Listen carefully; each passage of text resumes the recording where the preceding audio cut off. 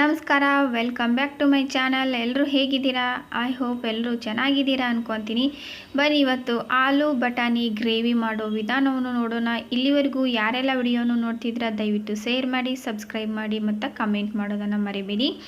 ಈ ವಿಡಿಯೋ ಇಷ್ಟ ಆದರೆ ನೀವೊಂದು ಲೈಕ್ ಕೊಡಿ. ವಿಡಿಯೋನು ಕೊನೆವರೆಗೂ ನೋಡಿ, ಯಾಕಂದರೆ ನಾನು ಅಲ್ಲಲ್ಲಿ ಟಿಪ್ಸ್ ಕೊಡ್ತಾ ಇರ್ತೀನಿ. ನೀವು ಸ್ಕಿಪ್ ಮಾಡಿ ನೋಡಿದರೆ ಅದು ಅರ್ಥ ಆಗಲ್ಲ. ಕೊನೆಯಲ್ಲಿ ನಾನು ಎಜುಕೇಷನ್ ಟ್ರಿಕ್ಸ್ ಕೂಡ ಕೊಡ್ತೀನಿ, ಕಾಂಪಿಟೇಟಿವ್ ಎಕ್ಸಾಮ್ಗೆ ಹೆಲ್ಪ್ ಆಗುವಂಥದ್ದು. ಸೊ ಹಾಗಾಗಿ ವಿಡಿಯೋನು ಕೊನೆವರೆಗೂ ನೋಡಿ ಫ್ರೆಂಡ್ಸ್. ಇವಾಗ ಗ್ರೇವಿ ಮಾಡೋ ವಿಧಾನವನ್ನು ನೋಡ್ಕೊಂಡು ಬರೋಣ ಬನ್ನಿ. ಗ್ಯಾಸ್ ಮೇಲೆ ಪಾತ್ರೆ ಇಟ್ಟು ಪಾತ್ರೆ ಬಿಸಿ ಆದ ನಂತರ ಎಣ್ಣೆ ಹಾಕಿ, ಎಣ್ಣೆಗೆ ಒಗ್ಗರಣೆಗೋಸ್ಕರ ಕಡಲೆಬೇಳೆ, ಉದ್ದಿನಬೇಳೆ, ಜೀರಿಗೆ, ಸಾಸಿವೆಯನ್ನು ಹಾಕ್ಕೊಳ್ತಾ ಇದ್ದೀನಿ. ಜೀರಿಗೆ ಸಾಸಿವೆ ಚಟಪಟ ಆದಮೇಲೆ ಚಿಕ್ಕದಾಗಿ ಹೆಚ್ಚಿಟ್ಕೊಂಡಂತಹ ಈರುಳ್ಳಿ, ಕರಿಬೇವಿನ ಸೊಪ್ಪನ್ನು ಕೂಡ ಹಾಕ್ಕೊಂಡಿದ್ದೀನಿ. ಇದು ಸ್ವಲ್ಪ ಬೇಗ ಬೇಯಲಿ ಅನ್ನೋದಕ್ಕೋಸ್ಕರ ನಾನು ಈರುಳ್ಳಿಗೆ ಸ್ವಲ್ಪ ಉಪ್ಪು ಹಾಕಿ ಬೇಯಿಸ್ಕೊತೀನಿ. ಅಂದರೆ ಮಾತ್ರ ಬೇಗ ಎಣ್ಣೆಯಲ್ಲಿ ಈರುಳ್ಳಿ ಫ್ರೈ ಆಗೋದಕ್ಕೆ ಸಾಧ್ಯ ಆಗುತ್ತೆ. ಈ ಟೈಮಲ್ಲಿ ನಾನು ಹಸಿಮೆಣಸಿನ್ಕಾಯಿ ಕೂಡ ಹಾಕ್ಕೊಂಡು ಎಣ್ಣೆಯಲ್ಲಿ ಚೆನ್ನಾಗಿ ಮಿಕ್ಸ್ ಮಾಡಿ ತೊಗೊಳ್ತಾ ಇದ್ದೀನಿ ಫ್ರೆಂಡ್ಸ್. ನೀವು ಇದೇ ಮೆಥಡಲ್ಲಿ ಮಾಡಿ, ತುಂಬ ಅಂದರೆ ತುಂಬ ಚೆನ್ನಾಗಿರ್ತಕ್ಕಂತಹ ಗ್ರೇವಿ ರೆಡಿಯಾಗುತ್ತೆ. ಈ ಟೈಮಲ್ಲಿ ನಾವು ಚಿಕ್ಕದಾಗಿ ಹೆಚ್ಚಿಟ್ಕೊಂಡಂತಹ ಟೊಮೆಟೊನ ಇದಕ್ಕೆ ಸೇರಿಸ್ತಾ ಇದ್ದೀನಿ. ಟೊಮೆಟೊನ ಸೇರಿಸಿ ಎಣ್ಣೆಯಲ್ಲೇ ಫ್ರೈ ಆಗಬೇಕು ಇದು ಕೂಡ. ಸೊ ಹಾಗಾಗಿ ಒಂದೆರಡು ಸಾರಿ ಮಿಕ್ಸ್ ಮಾಡಿ ಮೇಲ್ಗಡೆ ಒಂದು ಪ್ಲೇಟ್ ಮುಚ್ಚಿ ಸ್ವಲ್ಪ ಹೊತ್ತು ಬೇಯಿಸಿ, ಒಂದೆರಡು ನಿಮಿಷ. ಅದು ಬೆಂದಿದೆ ಅಂತ ನಮ್ಗೆ ಗೊತ್ತಾಗೋದು ಯಾವಾಗ ಅಂದ್ರೆ, ನಾವು ಆ ಟೊಮೆಟೊವನ್ನು ಮುಟ್ಟಿದಾಗ ಮೇಲ್ಗಡೆ ಸಿಪ್ಪೆ ಹೊರಗಡೆ ಬರಬೇಕು, ಆವಾಗ ನಮ್ಮದು ಟೊಮೆಟೊ ಬೆಂದಿದೆ ಅಂತ ಅರ್ಥ. ಸೊ ಇವಾಗ ನಮ್ಮದು ಟೊಮೆಟೊ ಬೆಂದಿದೆ. ಈ ಟೈಮಲ್ಲಿ ಇದಕ್ಕೆ ನಾವು ಏನು ಸೇರಿಸ್ಬೇಕು ಅಂದರೆ, ಸ್ವಲ್ಪ ಅರಿಶಿನ ಪೌಡರ್ ಮತ್ತು 1 ಚಮಚದಷ್ಟು ಕಡಲೆ ಹಿಟ್ಟನ್ನು ಬಳಸ್ತಾ ಇದ್ದೀನಿ. ಕಡಲೆ ಹಿಟ್ಟು ಅಂದರೆ ನೀವು ಬಜ್ಜಿ ಎಲ್ಲ ಮಾಡ್ತೀರಲ್ಲ ಆ ಕಡಲೆ ಹಿಟ್ಟು. ಯಾಕಂದರೆ ಗ್ರೇವಿಗೆ ಒಂದು ಡಿಫ್ರೆಂಟ್ ಟೇಸ್ಟ್ ಕೊಡುತ್ತೆ ಇದು. ಬಟ್ ಇದನ್ನು ನೀರಲ್ಲಿ ಕಲಸಿ ಹಾಕೋದು, ನೀರು ಹಾಕಿ ಫ್ರೈ ಮಾಡೋದು ಮಾಡಬೇಡಿ, ಯಾಕಂದರೆ ಟೇಸ್ಟು ಚೆನ್ನಾಗಿ ಬರಲ್ಲ. ಇದು ಎಣ್ಣೆಯಲ್ಲಿ ಚೆನ್ನಾಗಿ ಫ್ರೈ ಆಗಬೇಕು. ಆ ರೀತಿ ನೀವು ಎಣ್ಣೆಯಲ್ಲಿನ ಕಡಲೆ ಹಿಟ್ಟನ್ನು ಹಾಕಿ ತಗೋರಿ.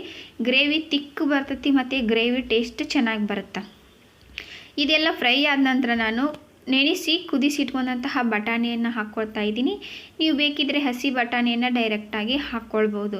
ಹಾಕಿಬಿಟ್ಟು ಬಟಾಣಿ ಇನ್ನೂ ಸ್ವಲ್ಪ ಬೇಯ್ದು ಸ್ವಲ್ಪ ಉಪ್ಪು ಖಾರ ಹಿಡಿಯೋದಕ್ಕೋಸ್ಕರ ನೀರು ಹಾಕಿ ಬೇಯಿಸ್ಕೋಬೇಕು. ಇದನ್ನು ನೀರು ಹಾಕಿ ನಾನು ಒಂದು ಪ್ಲೇಟ್ ಮುಚ್ಚಿ ಒಂದು 5 ನಿಮಿಷ ಬೇಯೋದಕ್ಕೆ ಬಿಡ್ತೀನಿ. ಸೊ ಇವಾಗ ಬೆಂದಿದೆ ನೋಡಿರಿ ನಮ್ಮದು ಬಟಾಣಿ ಬೆಂದಂತಹ ಟೈಮಲ್ಲಿ ನಾವು ಕುದಿಸಿ ಇಟ್ಕೊಂಡಂತಹ ಆಲೂಗಡ್ಡೆಯನ್ನು ಕೂಡ ಇದಕ್ಕೆ ಸೇರಿಸ್ಬೇಕು. ಆಲೂಗಡ್ಡೆಯನ್ನು ಸೇರಿಸಿ ಚೆನ್ನಾಗಿ ಮಿಕ್ಸ್ ಮಾಡಿ ತೊಗೋಬೇಕು. ಆವಾಗ ನಮ್ಮದು ಆಲ್ರೆಡಿ ಫೈನಲ್ ಹಂತಕ್ಕೆ ಬಂತು ಗ್ರೇವಿ. ಇವಾಗ ಇದೆಲ್ಲ ಮಿಕ್ಸ್ ಆದ ನಂತರ ನಾವು ಇದಕ್ಕೆ ಸ್ವಲ್ಪ ಮಸಾಲೆ ಪೌಡರನ್ನು ಹಾಕಬೇಕು. ಮಸಾಲೆ ಪೌಡರನ್ನು ಹಾಕಿ ನಿಮ್ಗೆ ಇನ್ನೂ ಬೇಕು, ಖಾರ ಬೇಕು ಅಂದರೆ ಸ್ವಲ್ಪ ಮೇಲ್ಗಡೆ ಖಾರದ ಪೌಡರ್ ಕೂಡ ಹಾಕ್ಕೋಬೋದು. ಬೇಡ ನಮ್ಗೆ ಹಸಿಮೆಣಸಿನ್ಕಾಯಿನೇ ಸಾಕು ಅಂದರೆ ನೀವು ಅದರಲ್ಲೇ ಕೂಡ ಬಿಡ್ಬೋದು. ನನಗೆ ಹಸಿಮೆಣಸಿನ್ಕಾಯಿ ಸಾಕು, ಸೊ ಹಾಗಾಗಿ ನಾನು ಖಾರ ಬೇರೆ ಹಾಕ್ತಾ ಇಲ್ಲ. ಇವಾಗ ನೀರು ಹಾಕಿ ನಿಮ್ಗೆ ಎಷ್ಟು ತಿಕ್ಕಬೇಕಲ್ಲ, ಗಟ್ಟಿ ಬೇಕಾ ತೆಳು ಬೇಕಾ ಆ ರೀತಿಯಲ್ಲಿ ನೀರು ಹಾಕಿ ಬೇಯಿಸ್ಕೊಳ್ಳಿ. ನೀವು ಬೇಯಿಸ್ಕೊಳ್ಳುವಾಗ ಸ್ವಲ್ಪ ಜಾಸ್ತಿನೇ ನೀರು ಹಾಕಿ, ಯಾಕಂದರೆ ಇದು ಸ್ವಲ್ಪ ಆರಿದ ನಂತರ ಭಾಳ ಗಟ್ಟಿಯಾಗಿಬಿಡ್ತೈತಿ ಗ್ರೇವಿ. ಹಾಗಾಗಿ ಸ್ವಲ್ಪ ನೀರು ಜಾಸ್ತಿ ಹಾಕಿ ಇವಾಗ ನಾನು ಮಸಾಲೆ ಪೌಡರ್ ಮತ್ತು ಕೊತ್ತಂಬರಿ ಸೊಪ್ಪನ್ನು ಹಾಕ್ತಿದ್ದೀನಿ. ನಿಮ್ಮ ಮನೆಯಲ್ಲಿ ಯಾವ ಮಸಾಲೆ ಪೌಡರ್ ಇರುತ್ತೋ ಸೊ ಅದನ್ನು ಹಾಕಿ ಫೈನಲಿ ಟೇಸ್ಟಿಯಾದಂತಹ ಪೂರಿ, ಚಪಾತಿ, ರೋಟಿ ಎಲ್ಲದರ ಜೊತೆನೂ ಕಾಂಬಿನೇಷನ್ ಆಗಿರುತ್ತೆ. ತುಂಬ ಚೆನ್ನಾಗಿರುತ್ತೆ. ನೀವು ಕೂಡ ಮನೆಯಲ್ಲಿ ಟ್ರೈ ಮಾಡಿ. ಹೇಗೆ ಬಂತು ಅಂತ ನನಗೆ ಒಂದು ಕಮೆಂಟ್ ಮಾಡಿ. ಈ ವಿಡಿಯೋ ನಿಮಗೆ ಇಷ್ಟ ಆದರೆ ಶೇರ್ ಮಾಡಿ, ಸಬ್ಸ್ಕ್ರೈಬ್ ಮಾಡಿ ಫ್ರೆಂಡ್ಸ್. ನೋಡಿ ಪೂರಿ ಜೊತೆ ಎಷ್ಟು ಟೇಸ್ಟಿಯಾಗಿರುತ್ತೆ ಅಂದರೆ ನೀವು ಕೂಡ ಒಮ್ಮೆ ಟ್ರೈ ಮಾಡಿ. ಇವಾಗ ಟ್ರಿಕ್ಸ್ ನೋಡುವಂತಹ ಸಮಯ. ಭಾರತ ದೇಶದೊಂದಿಗೆ ಗಡಿ ರೇಖೆಗಳು ಬೇರೆ ಬೇರೆ ನಮ್ಮ ಅಕ್ಕಪಕ್ಕ ಇರ್ತಾವಲ್ಲ ದೇಶಗಳು, ಆ ದೇಶ ಮತ್ತು ನಮ್ಮ ದೇಶದ ಮಧ್ಯೆ ಒಂದು ಗಡಿ ರೇಖೆಯನ್ನು ಎಳೆದಿರ್ತಾರೆ. ಸೊ ಅದಕ್ಕೆ ಒಂದು ಹೆಸರು ಇಟ್ಟಿದ್ದಾರೆ. ನಮಗೆ ಕಾಂಪಿಟೇಟಿವ್ ಎಕ್ಸಾಮಲ್ಲಿ ಭಾರತ ಮತ್ತು ಚೀನಾ ಮಧ್ಯೆ ಇರ್ತಕ್ಕಂತಹ ಗಡಿ ರೇಖೆ ಹೆಸರೇನು ಈ ಥರ ಕೇಳ್ಬೋದು, ಅಥವಾ ಹೊಂದಿಸಿ ಬರೆಯೋದಕ್ಕೂ ಕೇಳ್ತಾರೆ.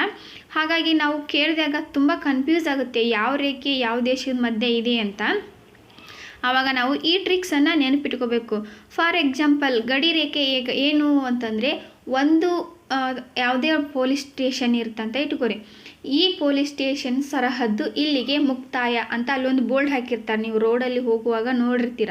ಆ ರೀತಿಯಾಗಿ ಒಂದು ದೇಶದ ಸರಹದ್ದು ಇಲ್ಲಿ ಮುಗೀತು ಅಂತ ಬಾರ್ಡರ್ ರೇಖೆಯನ್ನು ಎಳೆದಿರ್ತಾರಲ್ಲ, ಅದಕ್ಕೆ ನಾವು ಗಡಿ ರೇಖೆ ಅಂತ ಕರಿತೀವಿ. ಆ ಗಡಿ ರೇಖೆಗೆ ಒಂದೊಂದು ಹೆಸರುಗಳಿದಾವೆ, ನೋಡೋಣ ಬನ್ನಿ. ಟ್ರಿಕ್ಸ್ ಏನಪ್ಪ ಅಂದ್ರೆ CM ಪರಡೆ ಆಡಿದ ಮೇಲೆ SP ಬಂದ, CM ಪರಡೆ ಆಡಿದ ಮೇಲೆ SP ಬಂದ. ಈ ರೀತಿಯಾಗಿ ನೆನ್ಪಿಟ್ಕೊಂಡ್ರೆ ಸಾಕು. ನಾವು ಈಸಿಯಾಗಿ ಯಾವ್ಯಾವ ರೇಖೆಗಳು ಯಾವ ದೇಶದೊಂದಿಗೆ ಹೊಂದಿದೆ ಅಂತ ನಾವು ನೆನ್ಪಿಟ್ಕೋಬಹುದು ಫ್ರೆಂಡ್ಸ್. ಇವಾಗ ವಿಸ್ತರಿಸಿ ನೋಡೋಣ ಬನ್ನಿ. CM ಅಂದರೆ ಭಾರತ ದೇಶದೊಂದಿಗೆ ಚೀನಾ. C ಅಂದರೆ ಚೀನಾ, M ಅಂದರೆ ಮ್ಯಾಕ್ಮೋಹನ್. CM ಅಂತ ನೆನಪಿಟ್ಕೊಂಡ್ಬಿಟ್ರೆ ಚೀನಾದ ಜೊತೆ ಭಾರತ ಮ್ಯಾಕ್ಮೋಹನ್ ಗಡಿ ರೇಖೆಯನ್ನು ಹೊಂದೈತಿ. ಪರಡೆ ಭಾರತದೊಂದಿಗೆ ಪಾಕಿಸ್ತಾನ. ಪ ಅಂದರೆ ಪಾಕಿಸ್ತಾನ, ರೇಡೆ ಅಂದರೆ ರ್ಯಾಡ್ ಕ್ಲಿಪ್ ಅಂತ ಅರ್ಥ. ಈ ರೀತಿಯಾಗಿ ನೆನ್ಪಿಟ್ಕೋಬೇಕು. ಆಡಿದ ಅಂದರೆ ಆ ಅಂದರೆ ಅಫ್ಘಾನಿಸ್ತಾನ್, ಡಿ ಅಂದರೆ ಡ್ಯೂರಾಂಡ್ ರೇಖೆ. SP ಅಂದರೆ ಶ್ರೀಲಂಕಾ, S ಅಂದರೆ ಶ್ರೀಲಂಕಾ, P ಅಂದರೆ ಪಾಕ್ ಜಲಸಂಧಿ. ಈ ರೀತಿಯಾಗಿ ಈಸಿಯಾಗಿ ನಾವು ನೆನಪಿಟ್ಕೊಳ್ಬೋದು ಫ್ರೆಂಡ್ಸ್. ಇದನ್ನು ನೀವು ಮರೀದೇ ನೋಟ್ಸ್ ಮಾಡಿಟ್ಕೊಳ್ಳಿ. ತುಂಬ ಕಾಂಪಿಟೇಟಿವ್ ಎಕ್ಸಾಮ್ಗೆ ತುಂಬ ಅಂದರೆ ತುಂಬ ಹೆಲ್ಪ್ ಆಗುತ್ತೆ. ನಾನು ಈ ಹಿಂದಿನ ವಿಡಿಯೋದಲ್ಲಿ ಪ್ರತಿಯೊಂದು ಅಡುಗೆ ಜೊತೆ ಒಂದೊಂದು ಟ್ರಿಕ್ಸನ್ನು ಹೇಳಿದ್ದೀನಿ. ಯಾರೆಲ್ಲ ಆ ವಿಡಿಯೋನು ನೋಡಿಲ್ಲ ಅದನ್ನು ಕೂಡ ಒಮ್ಮೆ ನೋಡಿ ನೋಟ್ಸ್ ಮಾಡ್ಕೊಳ್ಳಿ. ತುಂಬ ಅಂದರೆ ತುಂಬ ಹೆಲ್ಪ್ ಆಗುತ್ತೆ. ಈ ವಿಡಿಯೋ ಇಷ್ಟ ಆದರೆ ದಯವಿಟ್ಟು ಶೇರ್ ಮಾಡಿ, ಸಬ್ಸ್ಕ್ರೈಬ್ ಮಾಡಿ. ನೋಡಿದ್ದಕ್ಕಾಗಿ ಧನ್ಯವಾದಗಳು.